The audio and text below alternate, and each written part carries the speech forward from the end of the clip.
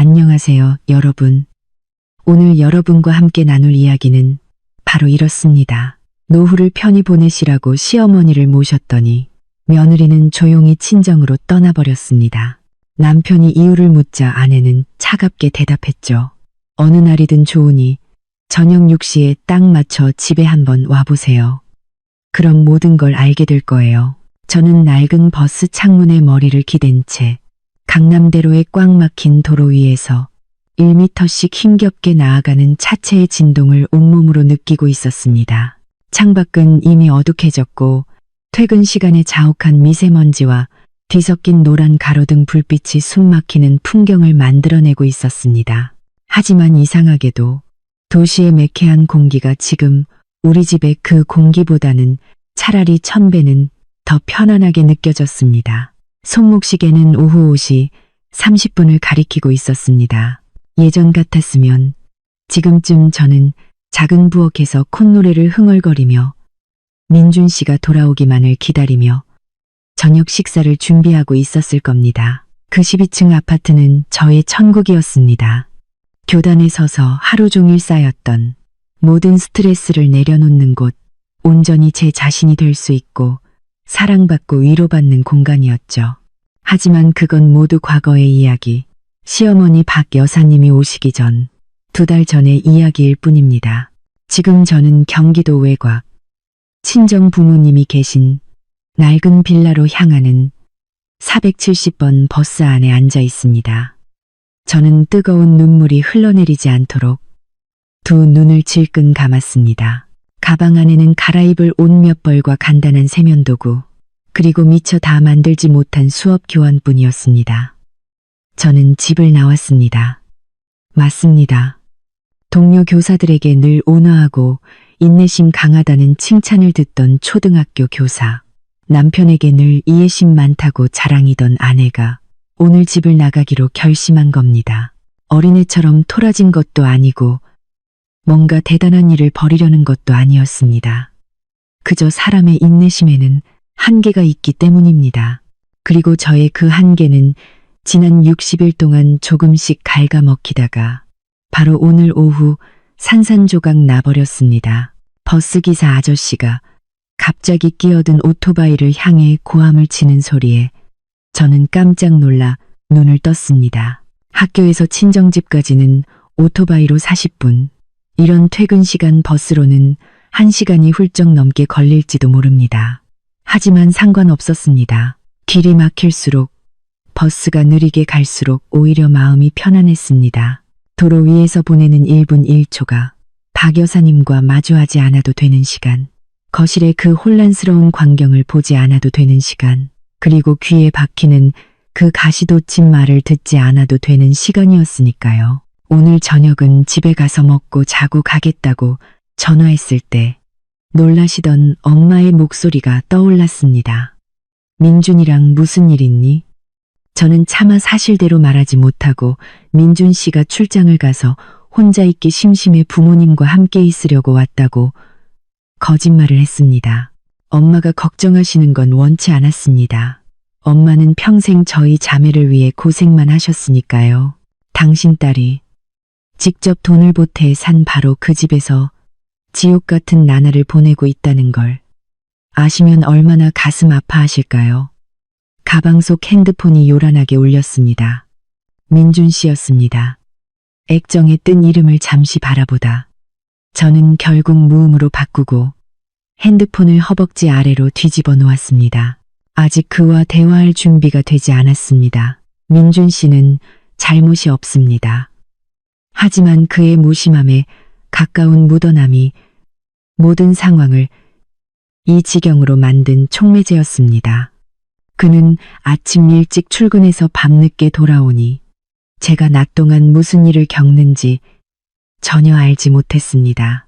그의 눈에 어머니는 평생 자식을 위해 희생한 위대한 분이셨고 그런 어머니를 모시는 것은 우리 부부의 복이라고 생각했죠.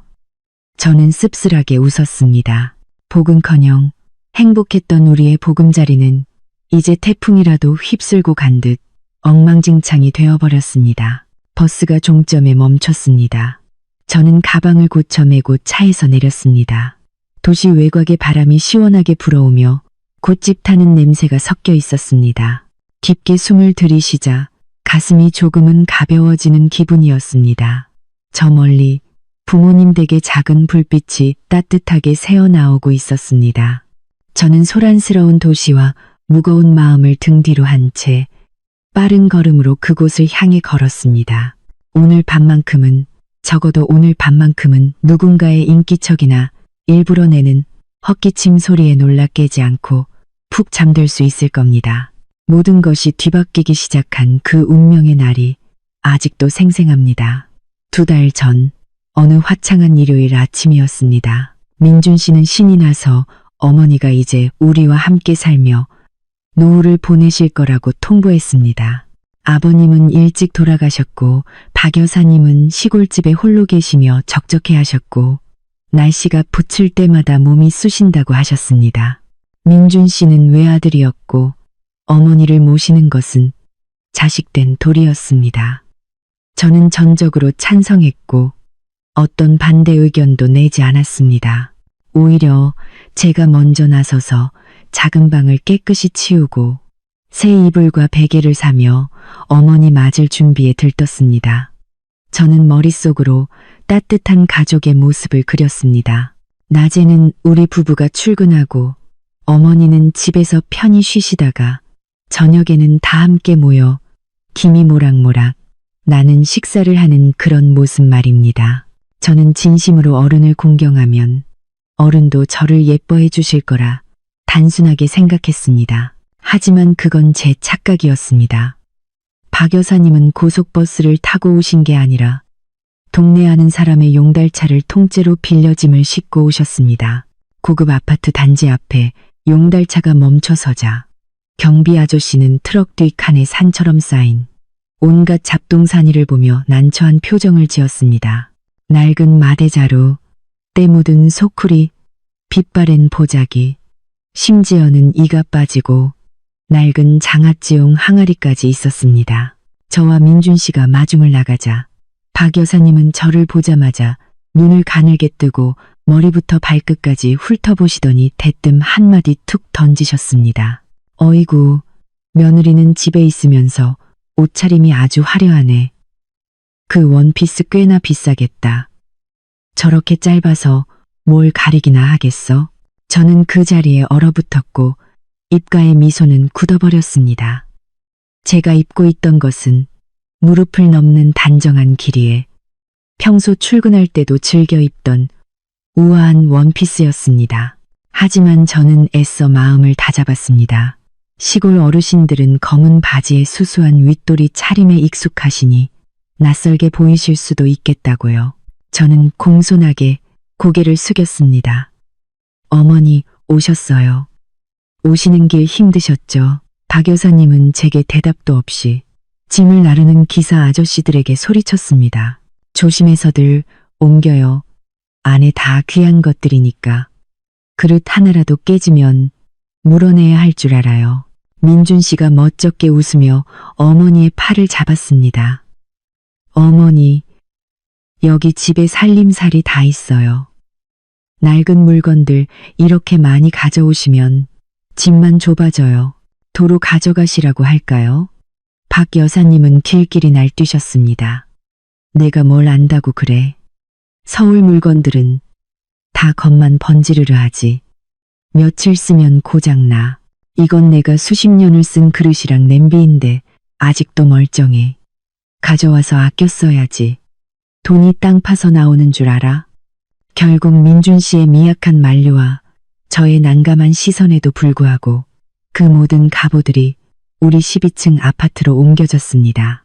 모던하고 미니멀한 화이트와 그레이 톤으로 꾸며진 우리 집에 누런 마대자루와 시커먼 대나무 소쿠리가 원목, 마루 거실 한가운데에 떡하니 자리 잡자 공간은 형언할 수 없이 기괴해졌습니다. 그날 밤부터 집안의 공기가 바뀌기 시작했습니다.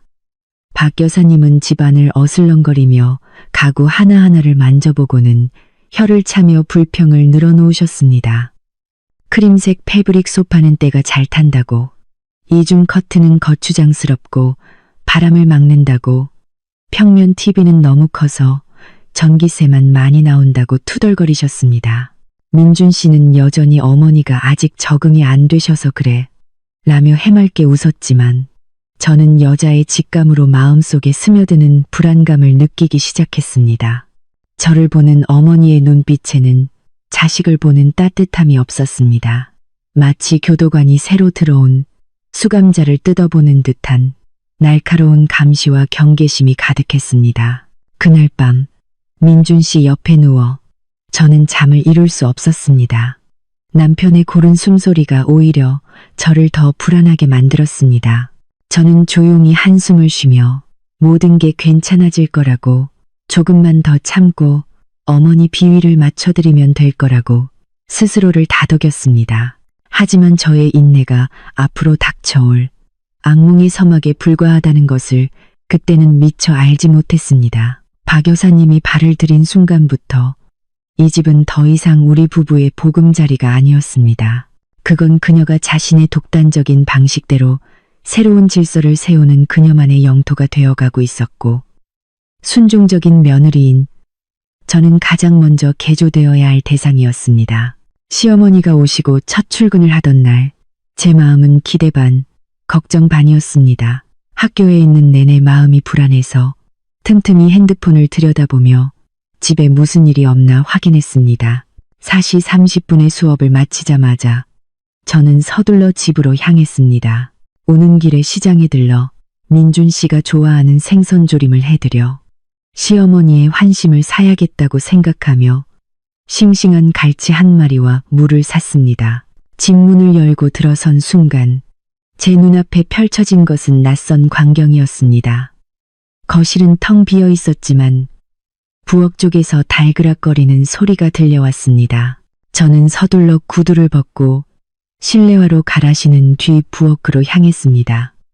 어머니, 저 왔어요.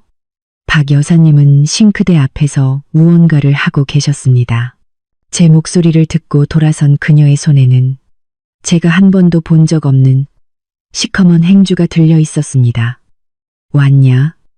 옷 갈아입고 나와봐라. 할 말 있다. 그 목소리에는 저를 반기는 기색이라고는 조금도 없었습니다. 저는 네, 라고 대답하고 방으로 들어가 편한 옷으로 갈아입었습니다. 다시 부엌으로 나왔을 때 저는 그 자리에 얼어붙고 말았습니다. 제가 아끼던 투명한 강화유리 찬장, 2달치 월급을 꼬박 모아 장만한 순백의 고급 도자기 그릇 세트가 있던 그곳이 텅 비어 있었습니다. 그 자리에는 알록달록한 플라스틱 그릇들, 이가 빠진 멜라민 접시, 그리고 시골에서 가져오신 곰팡이가 쓴 듯한 굵은 나무젓가락이 대신 채워져 있었습니다. 저는 제 눈을 의심하며 더듬거렸습니다. 어머니, 제 그릇들 다 어디 갔어요? 박 여사님은 태연하게 손을 앞치마에 닦으며 부엌 구석에 놓인 커다란 박스를 턱으로 가리켰습니다. 창고에 다 넣어놨다. 그게 그릇이냐? 제사상에 올리는 것처럼 허옇고 종이장처럼 얇아서 손대면 독하고 깨지겠더라. 이 집에 돈이 썩어나서 그딴 걸 자꾸 사들여? 저는 얼굴에 피가 쏠리는 것을 느꼈습니다. 그 그릇 세트는 제 자부심이었고 설거지할 때마다 애지중지 다루던 물건이었습니다. 그것은 단순한 식기가 아니라 제가 추구하는 삶의 방식이자 미적 감각이었습니다. 어머니, 그건 고급 도자기라서 열에도 강하고 쉽게 안 깨져요. 비싸게 주고 산 거란 말이에요. 제 말이 채 끝나기도 전에 박 여사님은 손을 내저으며 말을 잘랐습니다. 비싸긴 뭐가 비싸. 쓸데없는 소리 하고 있네. 밥은 아무 그릇에나 담아 먹으면 되지. 이 플라스틱 그릇은 튼튼하고 가볍고 떨어뜨려도 안 깨지고 색깔도 알록달록해서 보기 좋잖아. 네가 사놓은 건 허여멀기만 해서 보기만 해도 입맛이 뚝 떨어진다. 여자는 살림을 알뜰하게 해야지. 이렇게 돈을 물쓰듯 쓰면 남편 길바닥에 나앉게 하는 거야. 저는 찬장에 놓인 조잡한 색깔의 플라스틱 그릇들을 보았습니다. 마치 저희 집 모던한 부엌이 아니라 값싼 동네 분식집에 서 있는 기분이었습니다. 이런 플라스틱 그릇은 오래 쓰면 기름때가 끼고 흠집이 나고 뜨거운 음식을 담으면 환경 호르몬이 나올 수도 있었습니다. 상식이 있는 사람으로서 매일 이것을 사용하는 것을 받아들일 수 없었습니다. 어머니, 아끼시는 마음은 알겠지만 플라스틱 그릇에 뜨거운 음식을 담는 건 건강에 좋지 않아요. 그냥 도자기 그릇을 쓸게요. 제가 조심해서 안 깨뜨릴게요. 저는 최대한 부드럽게 설명하려 애썼습니다. 하지만 박 여사님은 저를 노려보며 목소리를 높였습니다. 뭐, 이제 나를 가르치려고 들어? 내가 저 플라스틱 그릇, 쇠그릇으로 민준이 수십 년을 키웠는데 저렇게 컸어. 어디 아픈 데 하나 없잖아. 네가 나이가 몇인데 글자 몇 개 더 배웠다고 시어미한테 대들어? 내가 결정했어. 이제부터 이 그릇 쓰는 거야. 싫으면 굶든가. 말을 마친 박 여사님은 거실로 나가 TV를 켜고 드라마를 보기 시작했습니다. 부엌에는 저 혼자 덩그러니 남겨졌습니다. 저는 비닐봉지 속 싱싱한 갈치를 보고 다시 찬장에 알록달록한 그릇들을 보았습니다. 갑자기 목이 턱 막히는 기분이었습니다. 소리치고 싶었고 창고로 달려가 제 그릇들을 전부 꺼내고 싶었지만 이성이 저를 막았습니다. 이제 겨우 첫날인데 제가 강하게 나가면 민준 씨가 곤란해지고 시어머니와의 관계는 시작부터 틀어질 게 뻔했습니다. 저는 입술을 깨물고 분노를 사겼습니다. 그래, 일단은 맞춰드리자. 그날 저녁 식사는 어색한 분위기 속에서 진행되었습니다. 늦게 퇴근한 민준 씨는 생선조림이 맛있다며 칭찬했지만 자신이 낡은 연두색 플라스틱 그릇을 들고 있다는 사실은 전혀 알아채지 못했습니다. 그는 아무렇지 않게 밥을 먹었고 저는 밥이 넘어가지 않았습니다. 이가 빠진 멜라민 접시에 담긴 반찬들을 보며 제 마음은 찢어지는 듯했습니다. 제 자랑이었던 세련된 부엌은 박 여사님이 지배권을 장악한 첫날 공식적으로 사망 선고를 받았습니다. 그리고 저는 이것이 불공평한 전쟁의 시작에 불과하다는 것을 직감했습니다. 플라스틱 그릇의 충격 이후 저는 정신을 바짝 차려야겠다고 다짐했습니다. 하지만 제가 24시간 내내 집에 붙어 물건을 감시할 수는 없는 노릇이었습니다. 저는 출근을 해야 했고 교사로서의 책임을 다해야 했습니다. 그리고 둘째 날의 비극은 첫날보다 몇 배는 더 끔찍하게 찾아왔습니다. 그날은 화요일이었고 저는 하루 종일 수업이 있어 어제보다 조금 늦게 퇴근했습니다. 아파트 지하 주차장에 차를 세우는데 오른쪽 눈꺼풀이 계속 파르르 떨렸습니다. 불길한 예감이 들었습니다. 12층 엘리베이터 문이 열리자마자 복도에서부터 쇠붙이가 부딪히는 요란한 소리가 들려왔습니다. 저는 서둘러 집으로 향했습니다. 현관문이 활짝 열려 있었습니다. 집 안으로 들어선 순간 저는 들고 있던 가방을 바닥에 떨어뜨리며 그 자리에 얼어붙었습니다. 유럽에서 직수입한 거실과 부엌의 가장 멋진 포인트였던 원형 원목 식탁이 흔적도 없이 사라져 있었습니다. 대신 그 자리에는 시골 잔칫집이나 동네 호프집에서나 볼 법한 길쭉한 스테인리스 접이식 테이블이 떡하니 놓여 있었습니다. 차갑게 번쩍이는 상판, 앙상한 다리, 그리고 그 주위를 둘러싼 6개의 스테인리스 의자. 건드리기만 해도 귀에 거슬리는 제 많은 소리를 냈습니다. 저는 손을 떨며 서 있었습니다. 온몸에 피가 빠져나가는 기분이었습니다. 그 원목 식탁은 단순한 가구가 아니었습니다. 우리의 결혼기념일 선물이었습니다. 함께 백화점을 돌며 고르고 골라 비싼 가격에 망설이다 큰맘 먹고 산 것이었습니다. 따뜻한 나무의 감촉, 부드러운 나뭇결, 그리고 원만함을 상징하는 둥근 식탁에 둘러앉아 함께 식사하던 그 순간들을 저는 사랑했습니다. 어머니, 어머니, 저는 목이 메어 소리쳤습니다. 박 여사님이 안방에서 나오셨습니다. 아무 일도 없었다는 듯 평온한 얼굴이었습니다. 왜 그렇게 소란이야? 이웃집에서 듣겠네. 저는 차가운 스테인리스 테이블을 손가락으로 가리키며 갈라지는 목소리로 물었습니다. 저희 식탁, 어디 갔어요?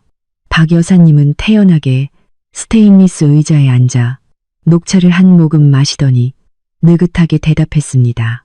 아, 그 둥그런 거? 밑에 경비 아저씨한테 싸게 팔았지. 그 양반이 포장마차 여는데 테이블이 필요하다고 해서 바로 가져가더라. 집도 넓어지고 좋네. 어머니, 그 식탁이 얼마짜리인 줄 아세요? 150만 원이에요. 그걸 왜 파세요? 저는 더 이상 목소리를 제어할 수 없어 소리쳤습니다. 박 여사님은 눈을 동그랗게 뜨고 저를 보더니 입술을 삐죽였습니다. 뭐? 150만 원? 사기당했네. 그런 합한 쪼가리가 무슨 150만 원이야. 집은 좁아 터졌는데 그 둥그런 게 길은 다 막고 물만 묻어도 얼룩지고 곰팡이 쓸까봐 조마조마하고 내가 2만 원 받고 속 시원하게 팔아버렸어. 그것도 꽤 잘 받은 거야. 2만 원? 150만 원짜리를 2만 원에 세상이 빙빙 도는 것 같았습니다. 그녀는 우리의 추억과 노동의 대가를 단돈 2만 원에 팔아버린 것이었습니다. 어머니, 어떻게 저희한테 한마디 상의도 없이 그러실 수 있어요? 저희 물건이잖아요. 저는 억울해서 울음을 터뜨렸습니다. 제가 우는 것을 보자 박 여사님은 얼굴을 굳히더니 찻잔을 탁 소리가 나게 내려놓았습니다. 내가 지금 우는 거야? 내가 집안을 깨끗하고 넓게 만들어줬는데 도리어 나를 탓해? 이 테이블은 아래층 5층 아저씨가 국밥집 정리하면서 5만 원에 싸게 준 거야. 튼튼하고 깨끗하고 쓱 닦으면 그만이고 잔치상 차려도 부서질 걱정 없고 이제 집이 얼마나 넓어 보이냐. 저는 아늑했던 거실 한가운데에 놓인 관처럼 차가운 스테인리스 테이블을 보았습니다. 너무나도 낯설고 흉물스러워서 눈이 아플 지경이었습니다. 집 전체의 조화가 완전히 깨져버렸습니다. 저는 넓어진 게 아니라 추위를 느꼈습니다. 그 스테인리스 테이블에서 뿜어져 나오는 냉기가 제 뼛속까지 파고드는 것 같았습니다. 저는 이런 거 싫어요. 제 식탁 돌려주세요. 저는 흐느꼈습니다. 박 여사님은 벌떡 일어나 제 얼굴에 손가락질을 했습니다. 야, 너 정말 대단하다. 썩은 나무 판때기 하나 때문에 시어미한테 대들어? 내가 다 이 집을 위해서, 우리 민준이를 위해서 한 일이야. 내가 뭔데 기어올라? 그게 그렇게 아까우면 내가 가서 찾아와. 저는 바닥에 주저앉아 소리 없이 울었습니다. 무력감이 저를 덮쳤습니다. 고물상을 찾아 달려갈 수도 시어머니를 내쫓을 수도 없었습니다. 저는 며느리였고 배운 사람이었고 버릇없이 굴어서는 안 됐습니다. 현모양처라는 보이지 않는 밧줄이 제 손발을 묶고 이 부조리함을 견뎌내라고 강요했습니다. 그날 밤 민준 씨가 퇴근해 새 테이블을 보고는 깜짝 놀라 가방을 떨어뜨렸습니다. 웬 테이블이 거실에 떡하니 있어? 박 여사님이 얼른 달려나와 슬픈 표정을 지었습니다. 아들, 그 나무 식탁 다리가 금이 갔더라. 나중에 우리 손주라도 다칠까봐 무서워서 내가 치워버렸어. 튼튼한 걸로 임시로 하나 샀다. 민준 씨는 인상을 썼지만 물건이 고장났다는 어머니의 말을 듣고는 어쩔 수 없다는 듯 몇 마디 투덜거리다 말았습니다. 에이, 그냥 둬. 엄마가 좋다는데 뭐 어떤 테이블이면 어때? 없어진 건 나중에 새로 사면 되지. 속상해하지 마. 엄마도 늙으셔서 그래. 우리가 좀 맞춰드려야 집안이 조용하지. 민준 씨의 말은 제 상처에 소금을 뿌리는 것 같았습니다. 그는 이해하지 못했습니다. 전혀. 이건 단순히 식탁의 문제가 아니었습니다. 이건 존중의 문제였습니다. 그의 어머니는 단 1원도 보태지 않은 이 집에서 우리의 사생활을 난폭하게 침범하고 모든 것을 마음대로 결정하고 있었습니다. 그리고 제가 믿었던 남편은 아내의 감정을 무시한 채 그저 평화를 유지하는 쪽을 택했습니다. 저는 차가운 스테인리스 테이블에 앉아 저녁을 먹었습니다.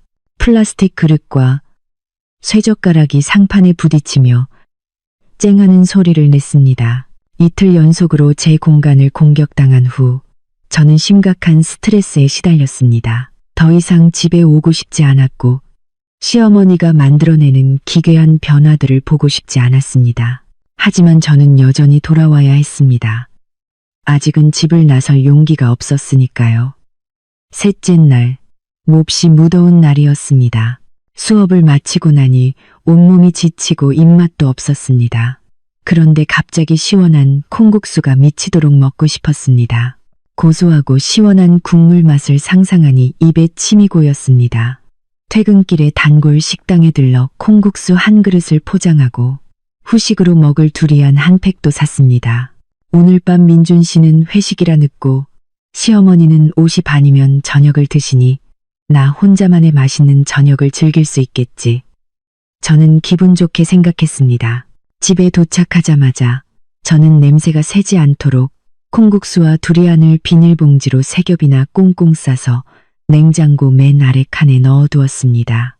깨끗하게 씻고 나와서 먹을 생각이었습니다. 샤워를 마치고 상쾌한 기분으로 부엌으로 나왔습니다. 배에서 꼬르륵 소리가 났습니다. 냉장고 문을 열었습니다. 텅 비어 있었습니다. 제가 방금 넣어둔 소중한 음식 2팩이 있던 맨 아래 칸이 깨끗했습니다. 저는 눈을 비비고 다시 확인했습니다. 없었습니다. 다른 칸을 다 뒤져봐도 없었습니다. 복도로 나가보니 제 콩국수가 담긴 봉지가 재활용 쓰레기 수거함 문고리에 대롱대롱 매달려 있었습니다. 국물이 새어나와 시큼한 냄새를 풍기고 있었습니다. 박 여사님이 말씀하셨습니다. 냄새나서 거기다 걸어놨다. 집 안에 둔이 역해서 못 참겠더라. 피가 머리로 솟구쳤습니다. 두통이 지끈거렸습니다. 그건 제 저녁 식사였고 힘든 하루를 보낸 저에게 주는 작은 위안이었습니다. 왜 그걸 버리신 걸까요? 어머니, 저는 소리쳤습니다. 이번에는 참지 않았습니다. 거실에서 TV를 보던 박 여사님은 제 고함에 놀라 허둥지둥 달려오셨습니다. 왜 그래? 뭐가 문제야? 저는 손가락으로 쓰레기통을 가리키며 분노로 떨리는 목소리로 말했습니다. 왜 제 음식을 버리셨어요? 제가 방금 사온 건데 먹지도 못했단 말이에요. 박 여사님은 힐끗 보더니 입술을 길게 삐죽였습니다. 아, 그 시큼한 냄새 나는 거. 나는 네가 쓰레기를 가져온 줄 알았지. 냉장고 문을 여는데 그 퀴퀴한 냄새가 코를 찔러서 토할 뻔했다. 음식은 향기롭고 깨끗해야지. 누가 그런 역한 걸 먹어. 버리길 잘했지. 거기 놔두면 다른 음식에 냄새 배서 누가 먹겠어. 저는 할 말을 잃었고 눈물이 핑 돌았습니다.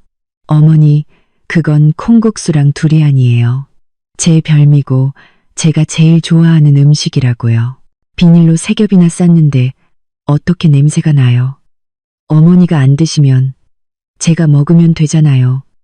왜 마음대로 버리세요? 별미는 무슨 별미, 해괴망측한 거지. 박 여사님은 목에 핏대를 세우며 소리쳤습니다. 이 집 부엌은 내가 관리해. 그런 더러운 건 이 집에 들일 수 없어. 먹고 싶으면 나가서 사 먹어. 집에 가져와서 공기 오염시키지 말고.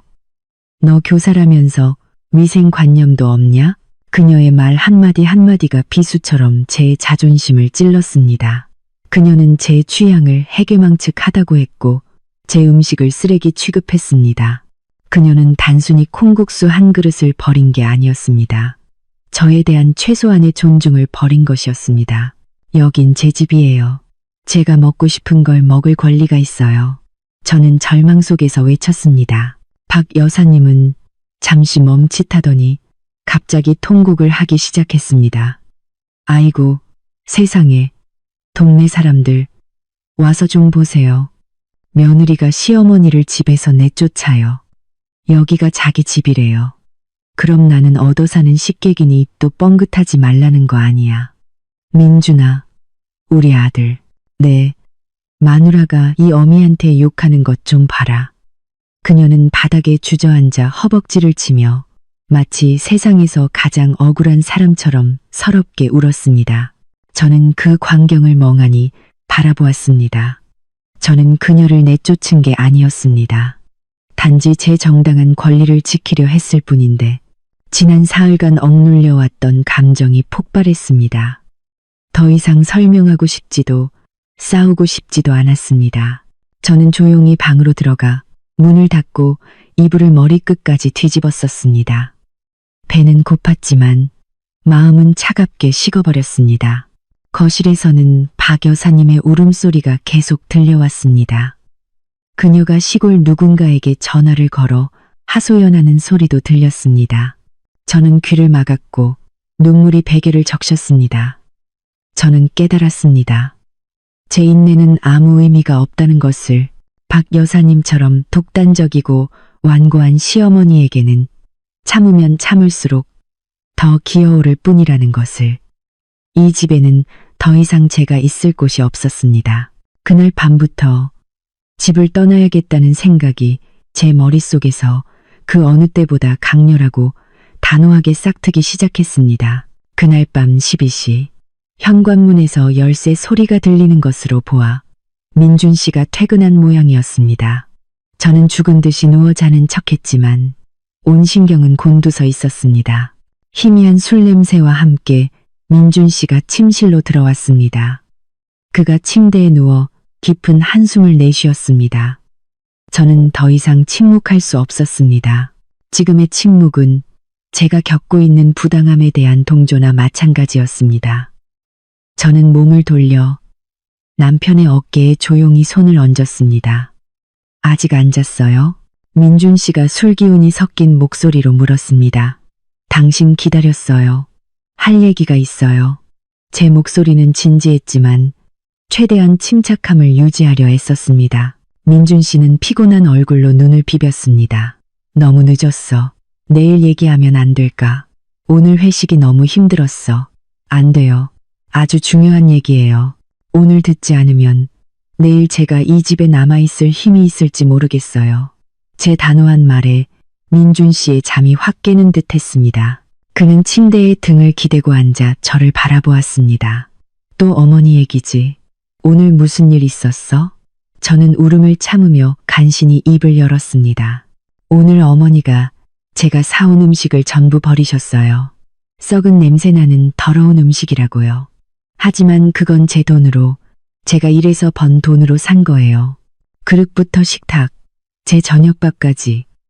어머니는 제게 한마디 말도 없이 마음대로 버리셨어요. 저는 이 집에서 존중받지 못하는 기분이에요. 저는 민준 씨의 손을 잡고 그의 눈을 똑바로 쳐다보았습니다. 어머니를 탓하는 게 아니에요. 연세가 있으시니 우리와 생각이 다르실 수 있죠. 하지만 당신이 필요해요. 당신은 어머니 아들이잖아요. 당신 말은 들으실 거예요. 어머니께 잘 좀 말씀해 주세요. 제발 제 물건 좀 버리지 말라고요. 저도 하루 종일 일하고 오면 너무 피곤해요. 집에 와서는 그냥 조용히 쉬고 싶어요. 민준 씨는 한참 동안 말이 없다가 제 머리를 쓰다듬으며 한숨을 쉬었습니다. 알았어. 어머니가 시골 생활에 익숙하셔서 내가 꼼꼼한 게 눈에 거슬리셨나 보네. 내일 내가 어머니랑 얘기해 볼게. 걱정 말고 어서 자. 너무 많이 생각하지 말고. 민준 씨의 약속은 홍수 속의 구명조끼 같았습니다. 저는 그를 믿었습니다. 제 남편이 저를 지켜줄 방법을 알 것이라고 믿었습니다. 그날 밤, 저는 내일은 해가 뜰 거라는 희미한 희망을 품고 잠이 들었습니다. 다음 날 아침은 일요일이었습니다. 민준 씨는 출근하지 않았습니다. 저는 일부러 온 가족이 좋아하는 소고기 묵국을 끓여 아침 식사를 준비했습니다. 화기애애한 분위기를 만들고 싶었습니다. 식사 후 민준 씨는 어머니께 거실에서 차 한잔 하자며 드릴 말씀이 있다고 했습니다. 저는 부엌에서 설거지를 하며 초조하게 귀를 기울였습니다. 어머니, 저희 집안일 도와주시는 건 정말 감사해요. 그런데 서연이 물건은 버리지 말아주세요. 걔도 다 생각이 있어서 사는 거니까요.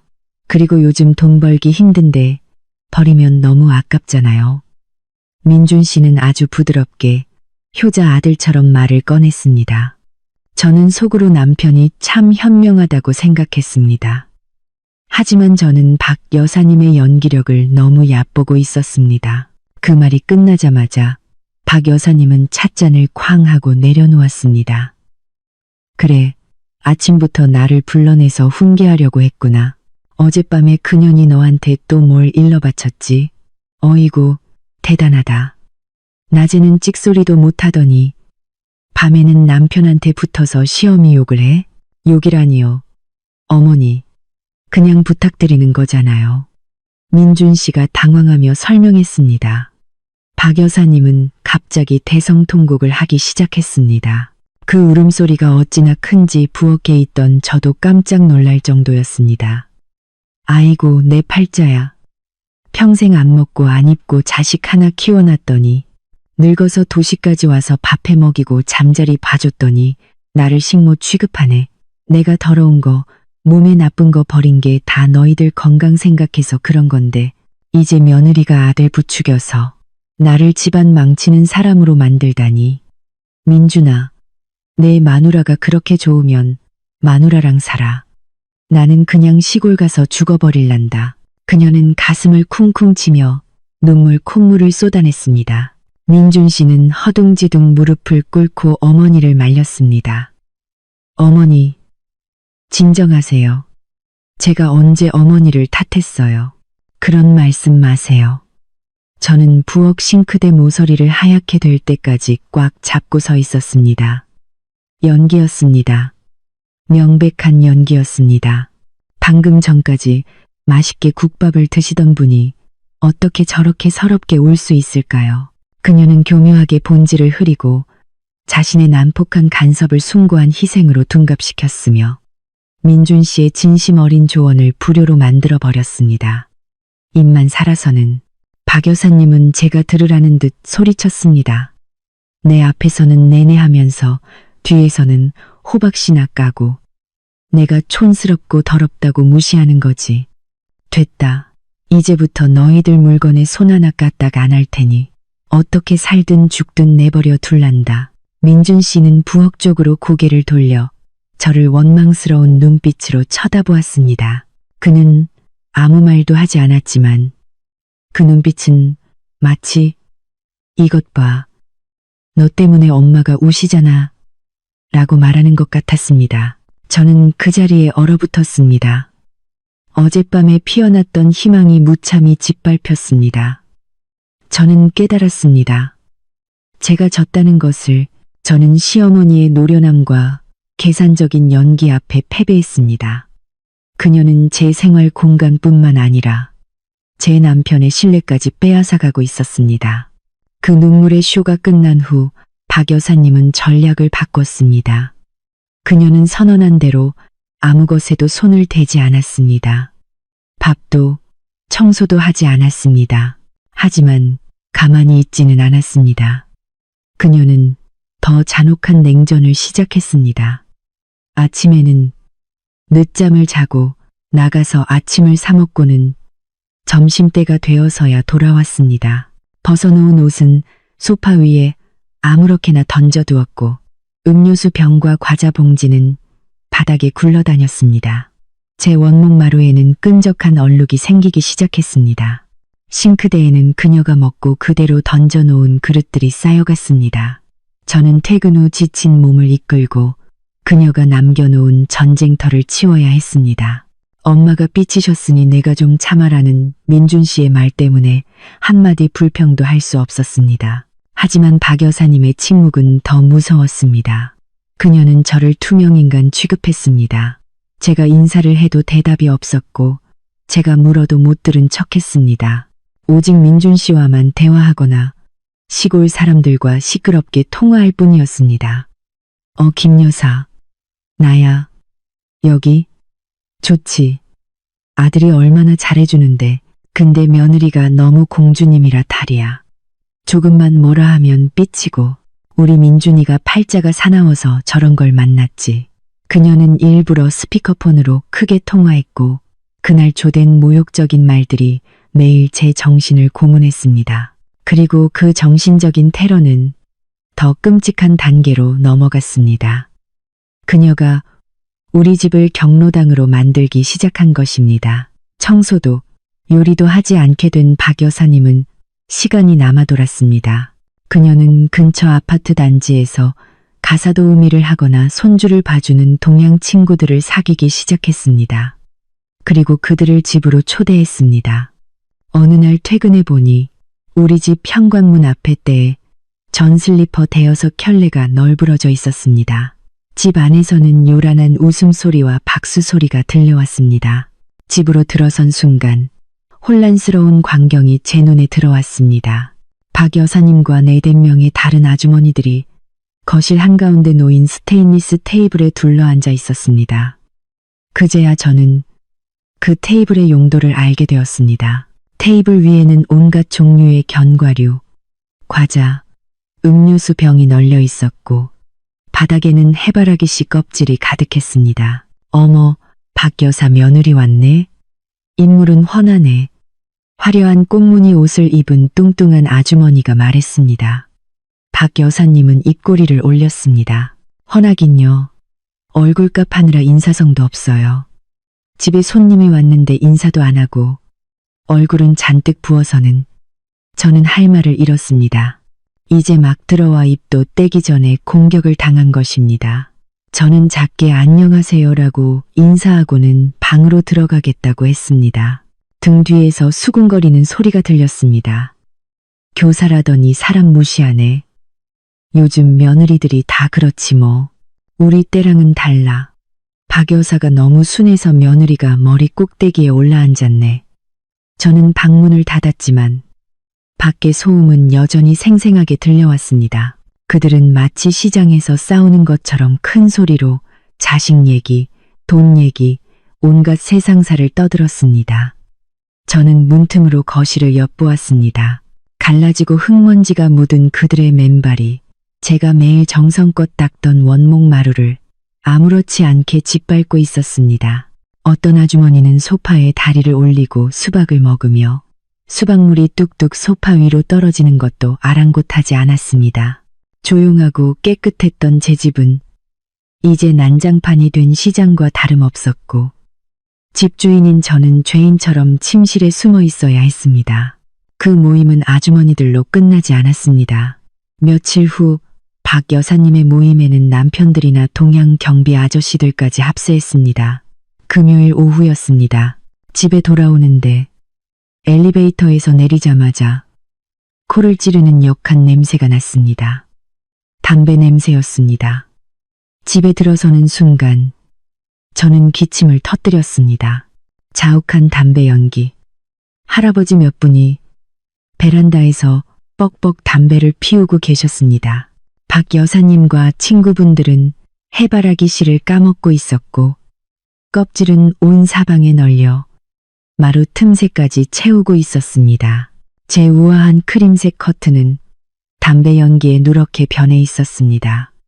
공기는 숨쉬기 힘들 정도로 답답했습니다. 에어컨은 18도로 설정되어 있었지만 환기시킨다며 베란다 문을 활짝 열어놓아 냉방기는 굉음을 내며 돌아가고 있었습니다. 어머니 집에서 담배는 좀.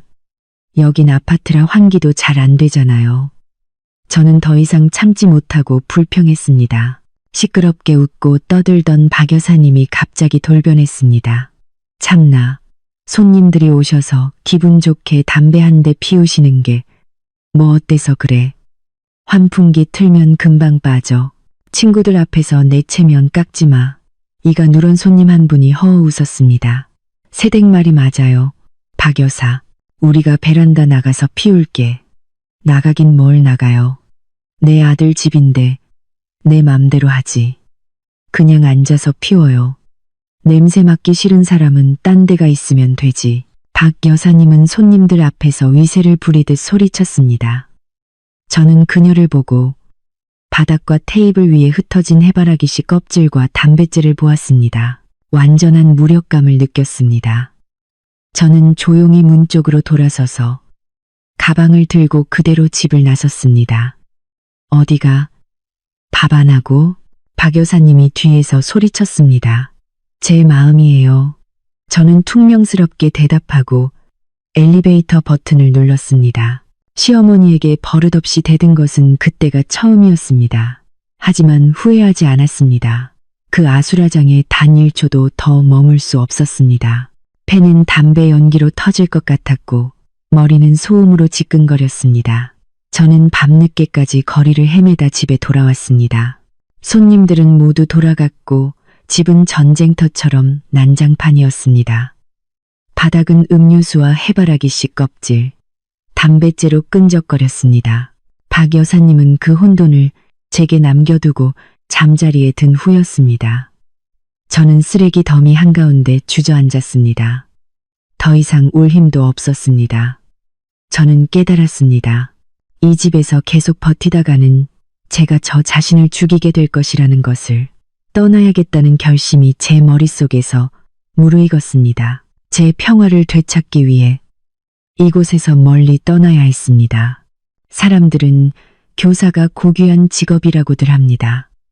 길에서는 존경을 받고 학생들은 깍듯이 인사합니다. 하지만 누가 알까요?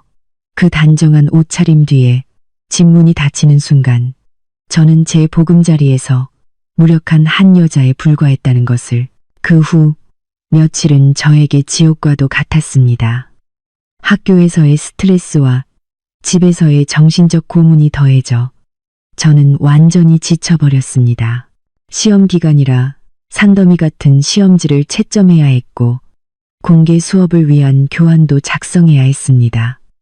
저에게는 조용한 집중의 공간이 절실했습니다. 하지만 그것은 이제 사치가 되어버렸습니다. 매일 퇴근하면 저는 거실의 시끄러운 무리와 마주해야 했습니다. 요란한 웃음소리, 스테인리스 테이블 위로 화투패가 착 하고 부딪히는 소리, 귀를 찢을 듯 크게 틀어놓은 뽕짝 음악 소리가 저를 고문했습니다. 저는 대충 인사를 하고 침실로 도망치듯 들어갔습니다. 문을 닫고 귀에 솜을 틀어막아도 소용없었습니다.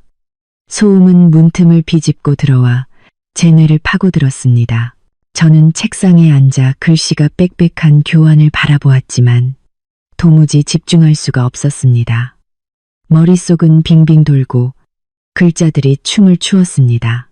저는 책상에 머리를 박고 울었고 눈물이 소매를 적셨습니다.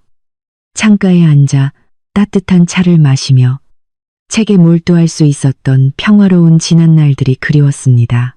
이제 이 집은 난장판이 된 시장과 다름없었고 저는 외로운 이방인이었습니다. 어느 날은 시험지를 채점하고 있는데 방문을 쿵쿵 두드리는 소리가 들렸습니다. 문을 열자 술에 취해 얼굴이 벌개진 박 여사님이 서 있었습니다. 서연아, 이리 나와봐. 저기 김 사장님이 네가 예쁘다고 총각이었으면 당장 며느리 삼았을 거라고 아쉬워하시네. 이리 와서 어른들한테 술 한 잔 따라드려. 저는 역한 술 냄새에 얼굴을 찌푸렸습니다. 어머니, 저 지금 채점해야 해요. 내일 학교에 성적 제출해야 해서요. 죄송해요. 박 여사님은 입술을 삐죽였습니다. 무슨 장관 납셨네. 교사가 뭐 대수라고. 안 나오면 어른들 무시하는 거야. 저는 단호하게 문을 닫았습니다. 밖에서 그녀의 요란한 웃음소리가 들려왔습니다. 보셨죠? 요즘 것들이 이래요. 글자 좀 배웠다고 시골 사람은 우습게 알아요. 저는 문의 등을 기댄 채 바닥으로 미끄러져 내렸습니다. 숨이 막히고 출구가 없는 기분이었습니다. 소리치고 모든 것을 부숴버리고 싶었지만 교사라는 이성이 저를 억눌렀습니다. 저는 제 자신을 잃을 수 없었고 온화하고 모범적인 서연 선생님의 이미지를 무너뜨릴 수 없었습니다. 속은 하루하루 부서져 내리고 있었지만 그 헛된 명예를 지켜야만 했습니다. 사람의 인내심에는 한계가 있고 저는 억수같이 비가 쏟아지던 어느 날 오후 그 한계에 도달했습니다. 그날 저는 감기에 걸려 머리가 깨질 듯 아프고 몸에서는 열이 났습니다. 조퇴를 하고 조금이라도 쉬고 싶다는 희망으로 집에 돌아왔습니다. 하지만 집에 도착하자마자 마주한 것은 익숙한 광경이었습니다. 화투판이 한창 벌어지고 있었습니다.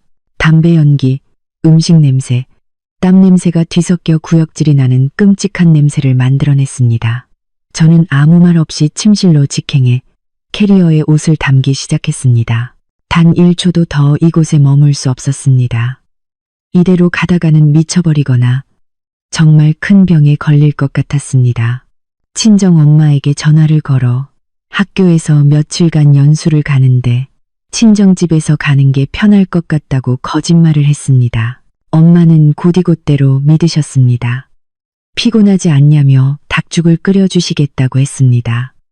엄마의 걱정스러운 목소리를 듣자 저는 울음을 터뜨렸습니다. 저는 캐리어를 끌고 방을 나와 거실을 가로질렀습니다. 돈을 세는데 정신이 팔려있던 박 여사님은 제가 캐리어를 끄는 것을 보고 고개를 들었습니다. 어디가? 또 남자 만나러 가냐? 그녀의 악독한 말은 넘치는 물잔의 마지막 한 방울이었습니다. 저는 돌아서서 그녀의 눈을 똑바로 쳐다보며 차가운 목소리로 말했습니다. 친정에 가요. 어머니는 친구분들이랑 편하게 노세요. 이제 이 집은 어머니 집이니까요. 말을 마치고 저는 캐리어를 끌고 그대로 현관으로 향했습니다. 뒤도 돌아보지 않았습니다. 등 뒤에서 그녀가 욕하는 소리가 들렸습니다. 가버려, 이 버르장머리 없는 것. 갈 테면 다신 돌아오지 마. 저는 엘리베이터 버튼을 누르며 눈물을 훔쳤습니다. 저는 버릇없는 사람이 아니었습니다. 그저 제 자신을 위해 살 길을 찾는 한 인간일 뿐이었습니다. 저는 며느리가 집을 나갔다는 오명을 감수하기로 했습니다. 출퇴근길이 더 멀고 힘들더라도 제 마음의 평화를 되찾을 수만 있다면 괜찮았습니다. 친정집에 도착했을 때는 이미 깜깜한 밤이었습니다. 캐리어를 끌고 비에 흠뻑 젖은 제 초췌한 모습으로 나타난 저를 보고 엄마는 기겁하며 저를 집 안으로 이끌었습니다. 저는 엄마를 부둥켜 안고 어린아이처럼 울었습니다. 그날 밤 엄마의 품에 안겨 익숙한 옛집의 냄새를 맡으며 저는 비로소 다시 살아나는 기분이었습니다. 친정집에서의 피난 생활이 시작되었습니다. 저는 매일 새벽 5시에 일어나 버스를 타거나 차를 몰아 거의 1시간을 달려 학교에 갔습니다. 오후에는 이웃들의 수군거림을 무시하며 묵묵히 집으로 돌아왔습니다. 민준 씨는 제가 떠난 첫날 밤 제가 집에 없는 것을 보고 전화를 걸었습니다. 저는 친정 엄마가 넘어져서 밤에 간호가 필요해 하룻밤 자고 간다고 거짓말을 했습니다. 그는 회사 프로젝트 때문에 지쳐 있었기에 더 캐묻지 않고 제 말을 믿었습니다. 그는 늘 밤 11시, 12시가 되어서야 집에 돌아왔고 그때는 박 여사님의 화투판도 끝나고 대충 현장이 정리된 후였습니다. 그는 조용한 집에 돌아와 어머니가 주무시는 것을 보고 모든 것이 평온하다고 착각했습니다. 며칠 동안 제가 집에 없자 그가 전화했을 때 저는 엄마가 아직 편찮으셔서 며칠 더 있어야 할 것 같아 라고 둘러댔습니다. 그는 그 말도 믿고 제게 엄마 약이라도 사드리라고 당부했습니다. 그의 무심함에 화가 나면서도 한편으로는 안쓰러웠습니다. 그는 제 목소리의 이상함을 전혀 눈치채지 못했고 저의 며칠이 일주일 그리고 한 달로 길어지는 이유를 궁금해하지 않았습니다. 어느 날 그는 전화해서 투덜거렸습니다. 요즘 내가 없으니까 집이 왜 이렇게 지저분하지? 엄마는 늙으셔서 청소를 깨끗하게 못하시나 봐. 어떻게든 시간 내서 빨리 집에 와서 청소 좀 하고 엄마 밥도 좀 챙겨드려. 나 퇴근하고 오면 배고픈데 먹을 게 없어서 맨날 라면만 먹잖아. 그 말을 듣자 기가 막혔습니다. 그는 오직 자신의 필요만 생각했고 그저 밥 해주고 시중 들어줄 사람을 원할 뿐이었습니다. 제가 머나먼 길을 오가며 정신적인 고통 속에서 얼마나 힘들어하는지는 전혀 몰랐습니다. 나 바빠. 엄마가 아직 다 안 나으셔서 못 가. 당신이 알아서 밖에서 사 먹거나 어머니께 해달라고 해. 저는 차갑게 대답하고 전화를 끊었습니다. 저는 민준 씨가 나쁜 사람은 아니지만 너무나 무심하고 우유부단하다는 것을 알았습니다. 그는 늘 남자는 큰일을 하고 집안일은 여자의 몫이라고 생각했습니다. 그는 단 한 번도 제 입장에서 제가 겪는 억울함을 이해하려 하지 않았습니다. 그의 그런 무심함이 박 여사님의 횡포를 부추겼고 우리의 결혼 생활을 벼랑 끝으로 내몰았습니다. 제가 집을 나간 지 한 달째 되던 날 민준 씨는 짜증이 나기 시작했습니다. 냉장고는 텅 비었고 더러운 옷은 산더미처럼 쌓여 있었습니다. 박 여사님은 드럼 세탁기를 쓸 줄 모르거나 혹은 쓰기 싫어했습니다. 그가 제게 전화를 걸어 날카로운 목소리로 말했습니다. 너 도대체 언제까지 친정에 있을 거야? 집은 돼지우리에 밥도 없어. 너 아내 맞아. 장모님 아프신 것도 정도가 있지. 남편을 이렇게 내팽개쳐도 되는 거야. 저는 교환을 만들다 남편의 어이없는 비난을 듣고 분노가 치밀어 올랐습니다. 저는 참을 만큼 참았습니다.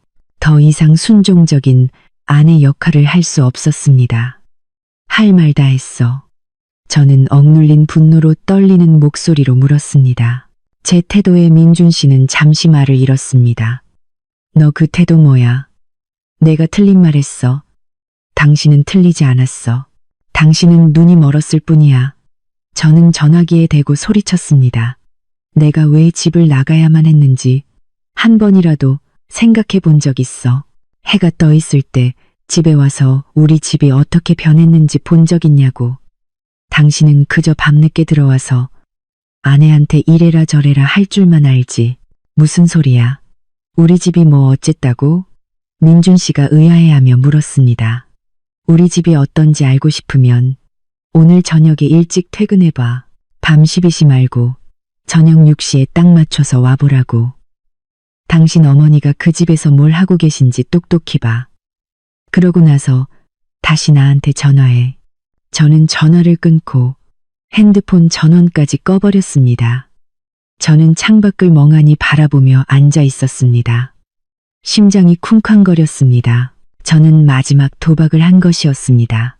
만약 민준 씨가 모든 것을 보고도 어머니를 편들고 그것을 아무렇지 않게 여긴다면 저는 이혼할 것이었습니다. 우유부단한 남편과 괴팍한 시어머니와 사느니 차라리 혼자 사는 게 낫다고 생각했습니다. 전화기 저편, 민준 씨는 꺼진 핸드폰을 들고 혼란과 의심에 휩싸였습니다. 제 날카로운 말은 그의 뺨을 때리는 찬물 같았고 정신이 번쩍 들게 했습니다.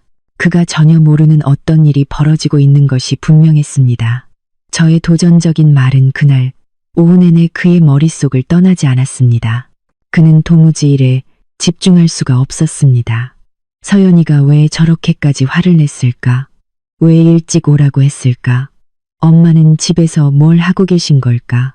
오후 5시가 되자 민준 씨는 더 이상 참을 수 없었습니다. 그는 노트북을 덮고 집에 급한 일이 생겼다며 조퇴를 했습니다. 그는 퇴근 시간에 인파 속을 뚫고 오토바이를 몰았습니다. 마음속에서는 불길한 예감이 피어올랐습니다. 아파트 단지에 도착해 주차를 하고 그는 서둘러 엘리베이터에 탔습니다. 층수가 올라갈수록 심장이 더 빨리 뛰었습니다. 12층의 엘리베이터가 멈췄습니다. 복도로 나오자마자 집 근처에서부터 시끄러운 소음이 들려왔습니다. 웃음소리, 박수소리, 고함 소리가 뒤섞여 마치 시장 바닥 같았습니다. 그는 미간을 찌푸리며 걸음을 재촉했습니다. 집 문은 잠겨있지 않고 살짝 열려 있었습니다. 민준 씨가 문을 밀고 들어서는 순간 그의 눈앞에 펼쳐진 끔찍한 광경에 그는 그 자리에 얼어붙고 말았습니다. 한때는 아늑하고 세련됐던 그의 집 거실이 이제는 소규모 도박장으로 변해 있었습니다. 바닥에는 돗자리가 깔려 있었고 그 위에는 화투패와 현금이 널려 있었습니다. 그의 어머니를 포함한 대여섯 명의 아주머니들이 다리를 꼬고 앉아 화투를 치고 있었습니다. 박 여사님은 선 자리에 앉아 입에는 예전에는 입에도 대지 않던 담배를 물고 패를 쥐고 있었습니다. 그녀는 호탕하게 웃으며 소리쳤습니다. 이번 판은 내가 다 먹었네. 딴소리하기 없기야. 자, 돈 내놔 돈. 그녀 주위로는 해바라기 씨 껍질, 음료수 병, 담뱃재가 바닥에 가득했습니다. 방 안은 담배 연기와 땀 냄새로 자욱했고 TV에서는 시끄러운 트로트 음악이 흘러나왔습니다. 돈을 잃은 아주머니들의 욕설과 뒤섞여 혼란스러운 소음을 만들어냈습니다. 민준 씨는 제 눈을 믿을 수 없다는 듯 망부석처럼 서 있었습니다. 여기가 내 집이란 말인가? 저분이 내가 알던 순박하고 희생적이던 우리 엄마란 말인가? 어머니, 민준 씨가 분노와 경악으로 갈라지는 목소리로 외쳤습니다. 그의 외침은 맑은 하늘의 날벼락처럼 울려 퍼졌고 모든 사람들이 깜짝 놀라 그를 쳐다보았습니다. 돈을 긁어모으던 박 여사님은 일찍 돌아온 아들을 보고 얼굴이 새하얘졌습니다. 입에 물고 있던 담배가 바닥으로 툭 떨어졌습니다. 민준아, 오늘 웬일로 이렇게 일찍 왔냐? 그녀는 더듬거리며 허둥지둥 화투패와 돈을 등 뒤로 감추었습니다. 민준 씨는 어머니를 보고 엉망이 된 집안을 둘러보고 자신을 쳐다보는 낯선 얼굴들을 보았습니다. 그는 모든 것을 깨달았습니다. 서연이가 왜 집을 나갔는지, 왜 그렇게 억울해했는지, 그의 아내는 이 끔찍한 광경을 얼마나 오랫동안 견뎌왔던 걸까요? 불타는 듯한 분노가 그의 가슴 속에서 치밀어 올랐습니다. 그는 주먹을 꽉 쥐고 모든 것을 부숴버리고 싶은 충동을 간신히 억눌렀습니다. 그 순간 그의 마음속에 있던 모범적인 어머니의 모습은 완전히 무너졌습니다. 그 자리에는 깊은 실망감과 그의 아내에 대한 지독한 미안함만이 남았습니다. 민준 씨는 깊게 숨을 들이마시고 목소리가 떨리지 않도록 애썼지만 그의 분노는 이미 극에 달해 있었습니다. 그가 존경하던 어머니가 집을 이런 도박 소굴로 만들었다는 것을 믿을 수가 없었습니다. 아주머니들, 죄송하지만 오늘은 이만 돌아가 주십시오. 저희 집에 일이 좀 있습니다. 민준 씨는 차갑고 날카로운 눈빛으로 한 사람을 쏘아보며 또박또박 말했습니다. 박 여사님의 도박 친구들은 상황이 심상치 않음을 깨닫고 서둘러 돈과 가방을 챙겨 일어섰습니다. 집주인의 단호하고 무서운 태도 앞에 누구도 감히 입을 열지 못했습니다. 아니 민준아, 한창 재밌게 노는데 왜 그래? 박 여사님이 힘없이 말렸지만 민준 씨의 불타는 눈빛에 입을 다물었습니다. 이분도 채되지 않아 소란스럽던 무리는 모두 사라지고 어지럽고 답답한 공간만이 남았습니다. 민준 씨는 창가로 걸어가 커튼을 양쪽으로 거칠게 젖히고 창문을 활짝 열었습니다. 바람이 들어와 집 안가득 배어있던 지독한 담배 냄새를 몰아냈습니다. 그는 돌아서서 어머니를 똑바로 쳐다보았습니다. 어머니, 이게 다 어떻게 된 일인지 설명 좀 해보세요. 잠시 당황했던 박 여사님은 금세 평정을 되찾았습니다. 그녀는 소파에 앉아 옷에 묻은 담뱃재를 털어내며 태연한 척했습니다. 내가 너무 심심해서 그랬다. 너는 맨날 늦게 오고 내 마누라는 집 나가서 소식도 없고 나 혼자 집에 있으려니 적적해서 친구들 불러다 재미로 화투 좀 친 거야. 뭘 그렇게 심각하게 그래. 재미로요? 민준 씨는 비웃으며 바닥에 남은 화투패와 돈을 가리켰습니다. 재미로 치는데 판돈이 몇십만 원씩 오가요. 어머니, 도박이 불법인 거 모르세요? 경찰서에서 와서 어머니 손에 수갑 채워가야 만족하시겠어요? 박 여사님은 입을 삐죽였습니다. 푼돈 갖고 노는 건데 경찰이 뭘 잡아가. 겁주지 마라. 내 돈으로 내가 노는데 네가 왜 아까워해? 민준 씨는 어머니의 억지에 무력감을 느꼈습니다. 그는 어머니 맞은편에 앉아 지친 목소리로 말했습니다. 돈이 아까운 게 아니에요. 이 집이 아까운 거예요. 여긴 우리 부부의 보금자리이고 제가 하루 종일 힘들게 일하고 돌아와 쉬고 싶은 곳이에요. 근데 지금 보세요. 여기가 쓰레기장이랑 뭐가 달라요? 서연이가 뭘 견뎠는지 아세요?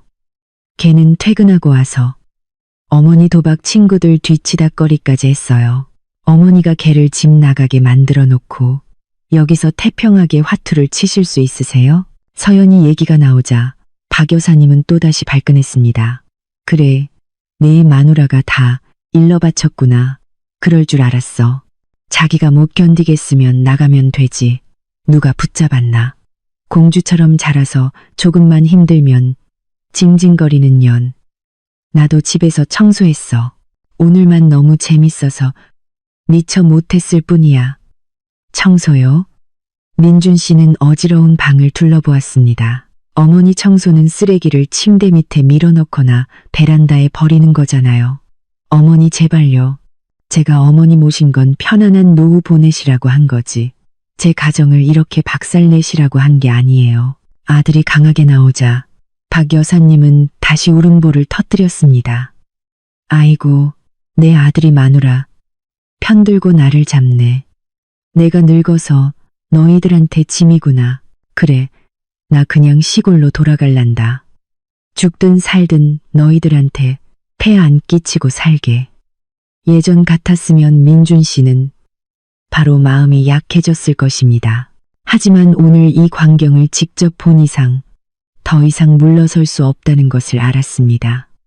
그가 강하게 나가지 않으면 그의 결혼 생활은 정말로 끝장날 것이었습니다. 민준 씨는 평소처럼 어머니를 달래지 않았습니다. 그는 일어나 부엌으로 들어가 찬물을 한 컵 가득 따라 단숨에 마셨습니다. 화를 가라앉히기 위해서였습니다. 이 문제를 완전히 해결하기 위해서는 냉정한 머리가 필요했습니다.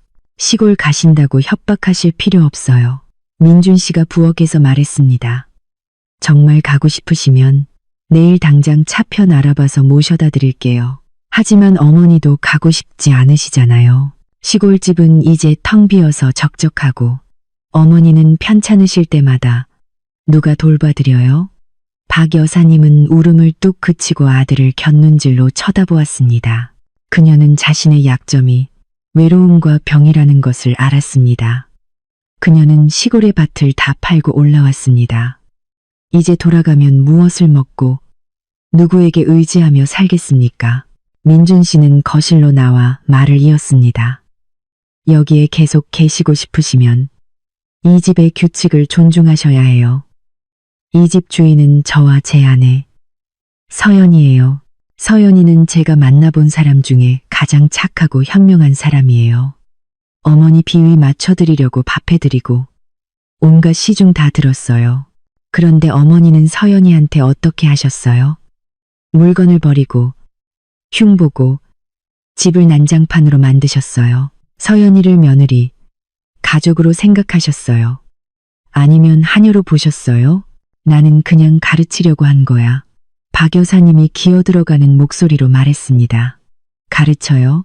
민준 씨가 말을 잘랐습니다. 도자기 그릇 버리고 독성 있는 플라스틱 그릇 쓰게 하는 게 가르치는 거예요? 소중한 원목 식탁을 고물상에 팔아버리는 게 가르치는 거예요? 사온 음식을 쓰레기통에 버리는 게 가르치는 거냐고요.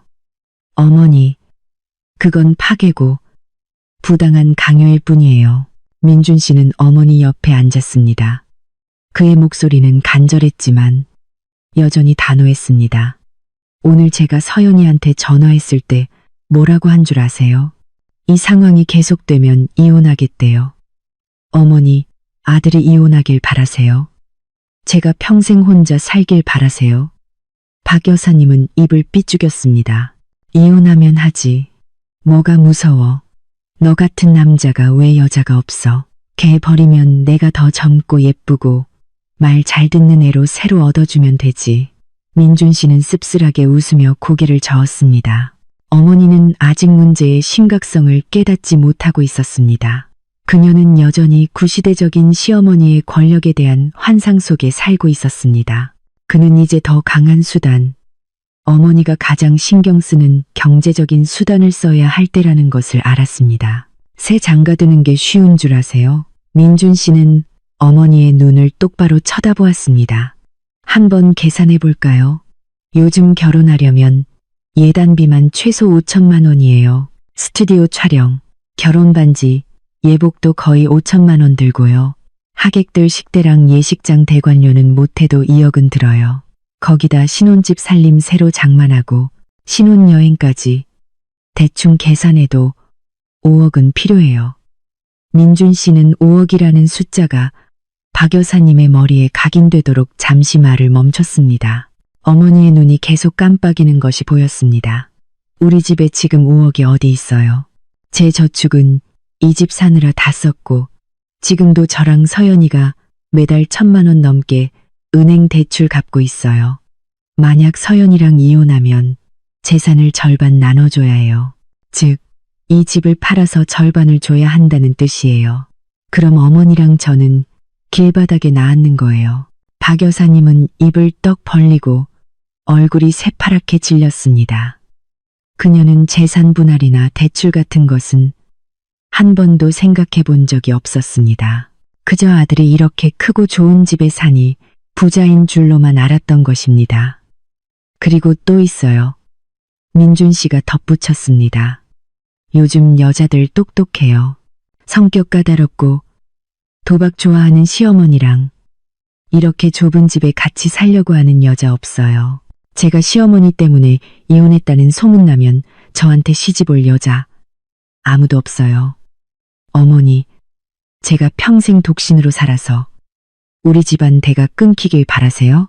민준 씨의 현실적이고 냉정한 분석은 박 여사님의 심리에 치명타를 날렸습니다. 그녀는 돈 쓰는 것을 무서워했고 집을 잃는 것을 무서워했으며 무엇보다 아들이 장가를 못 가 대가 끊기는 것을 가장 두려워했습니다. 그럼 이제 어떡하면 좋으냐? 박 여사님이 떨리는 목소리로 물었습니다. 목소리에서는 기세가 한풀 꺾여 있었습니다. 방법은 하나뿐이에요. 민준 씨가 단호하게 말했습니다. 어머니가 바뀌셔야 해요. 하지만 저는 어머니 성격을 알아요. 쉽게 바뀌지 않으시겠죠.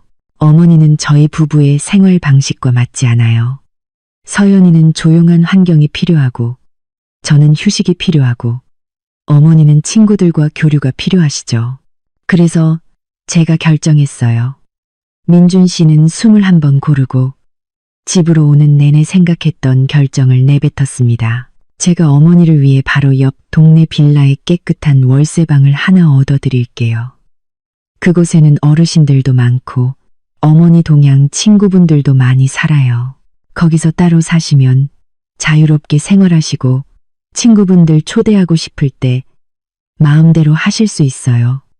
아무도 간섭 안 할 거예요. 생활비는 제가 매달 충분히 드릴 거고요. 저녁에 시간 날 때마다 저랑 서연이가 찾아뵙거나 어머니가 이리로 오셔서 같이 식사하면 되고요. 따로 나가 살라는 말에 박 여사님은 길길이 날뛰었습니다. 내가 날 내쫓아 이 어미를 길바닥으로 내쫓겠다는 거야? 나 안 가. 내 아들이랑 같이 살 거야. 내쫓는 게 아니에요. 우리 세 사람 모두를 위한 최선의 방법을 찾는 거예요. 민준 씨가 어머니의 손을 꽉 잡았습니다. 어머니가 여기 계시면 어머니도 불행하고 서연이도 불행하고 중간에 낀 저도 괴로워요. 거기로 가시면 저희랑 가깝기도 하고 친구분들도 있고 자유롭게 사실 수 있잖아요. 잘 생각해 보세요. 만약 어머니가 동의하지 않으시면 저는 이 집을 팔아서 서연이한테 돈을 나눠줄 수밖에 없어요. 그럼 우리 모자는 정말 허름한 월세방에서 살아야 해요. 선택하세요. 아들의 전례 없이 단호한 태도와 너무나 명백한 경제적인 계산 앞에서 박 여사님은 결국 물러설 수밖에 없었습니다. 그녀는 민준 씨가 말하면 실행하는 성격이라는 것을 알았고 무엇보다 집을 팔고 가난하게 살아야 한다는 상상은 그녀를 몸서리치게 만들었습니다. 하룻밤을 고민한 끝에 다음날 아침 박 여사님은 마지못해 민준 씨의 제안에 고개를 끄덕였습니다. 그녀는 방이 깨끗하고 에어컨과 TV가 있어야 하며 시장과 가까워야 한다는 조건을 내걸었습니다. 민준 씨는 즉시 동의했습니다. 그날 오후 민준 씨는 휴가를 내고 어머니의 방을 구하러 다녔습니다. 다행히도 두 블록 떨어진 오래된 빌라 단지에 박 여사님의 요구에 딱 맞는 1층 월세방이 있었습니다. 방은 넓고 환했으며 앞에 작은 마당이 있어 이웃들과 차를 마시며 담소를 나누기에도 좋았습니다. 민준 씨는 계약금을 걸고 청소업체를 불러 깨끗하게 청소하고 새 것처럼 도배를 했습니다. 어머니가 드라마를 보실 수 있도록 새 TV도 하나 사드렸습니다. 이틀 후 민준 씨는 용달차를 불러 어머니의 짐을 새 집으로 옮겼습니다. 이번에는 그가 모아둔 온갖 잡동사니를 단호하게 처분했습니다. 낡은 마대자루와 소쿠리들은 그의 설득에 어머니가 포기하고 고물상에 팔았습니다. 그는 꼭 필요한 살림과 옷가지만을 옮겼습니다. 모든 것이 정리되자 박 여사님은 새 방에 앉아 주위를 둘러보았습니다. 처음에는 불만이 가득했지만 이웃 아주머니들이 찾아와 인사를 하고 저녁에 같이 운동하러 가자고 하자 그녀의 얼굴에 화색이 돌기 시작했습니다. 이곳에서 그녀는 주인이었고 누구의 눈치도 간섭도 받을 필요가 없었습니다. 그녀는 민준 씨의 말이 옳았다는 것을 깨달았습니다. 따로 사는 것이 훨씬 더 편안했습니다. 어머니 문제를 해결한 민준 씨는 전문 청소 업체를 집으로 불렀습니다. 그들은 원목 마루를 닦고 커튼을 세탁하고 담배 냄새를 제거하여 아파트 본래의 깨끗하고 향기로운 모습을 되찾아 주었습니다. 차가운 스테인리스 테이블도 즉시 처분했습니다. 대신 그는 서연이가 좋아했던 것과 똑같은 새로운 원목 식탁 세트를 주문했습니다. 그는 서연이가 가장 좋아하는 장미꽃을 한 다발 사서 크리스털 화병에 꽂아 식탁 위에 놓았습니다. 집은 여주인을 맞이할 준비를 마쳤습니다. 토요일 오후 민준 씨는 차를 몰아 친정으로 저를 데리러 왔습니다. 그는 미리 전화하지 않고 저를 놀라게 해주고 싶었다고 했습니다. 민준 씨가 대문 앞에 나타났을 때 저는 마당에서 나무를 다듬고 있었습니다. 그를 보자 제 심장이 쿵 내려앉았습니다. 그는 눈에 띄게 수척해졌고 잠을 못 자 눈 밑이 쪼랬지만 저를 보는 눈빛은 사랑과 미안함으로 가득했습니다. 민준 씨는 차를 세우고 제 부모님 앞으로 걸어가 고개를 숙여 사과했습니다. 아버님, 어머님 죄송합니다. 그동안 제가 서연이를 잘 보살피지 못해서 속상하게 만들어 여기까지 오게 했습니다. 제 잘못을 모두 깨달았습니다. 오늘 서연이를 데리러 왔습니다. 다시는 서연이가 속상한 일 겪지 않도록 약속드립니다. 제 부모님은 사리분별이 밝은 분들이라 사위의 진심 어린 사과에 노여움을 푸셨습니다. 엄마는 젊은 부부가 싸우는 건 당연한 일이지만 잘못을 알고 고치는 게 중요하다고 하셨습니다. 두 사람이 서로 잘 보듬어주며 살라고 하셨습니다. 민준 씨는 제게로 와 떨리는 제 손을 잡았습니다. 집에 가자. 서연아, 집 이제 깨끗해졌어. 담배 연기도 시끄러운 소리도 더는 없어. 어머니는 따로 사실 수 있도록 다 마련해드렸어. 어머니도 만족해 하셨고 이제 우리 집은 온전히 우리 거야. 저는 민준 씨의 눈을 깊이 들여다보았고 그 안에서 진심을 읽을 수 있었습니다. 마음속의 억울함은 눈 녹듯 사라지고 사랑과 감동만이 남았습니다. 저는 그가 이 결정을 내리기까지 얼마나 많은 고민을 했을지 알 수 있었습니다. 그는 저를, 우리의 행복을 지키는 것을 선택한 것입니다. 저는 눈물을 머금고 미소 지으며 고개를 끄덕였습니다. 갈게요. 하지만 약속해요. 한 번만 더 약속을 어기면 다신 돌아오지 않을 거예요. 맹세할게.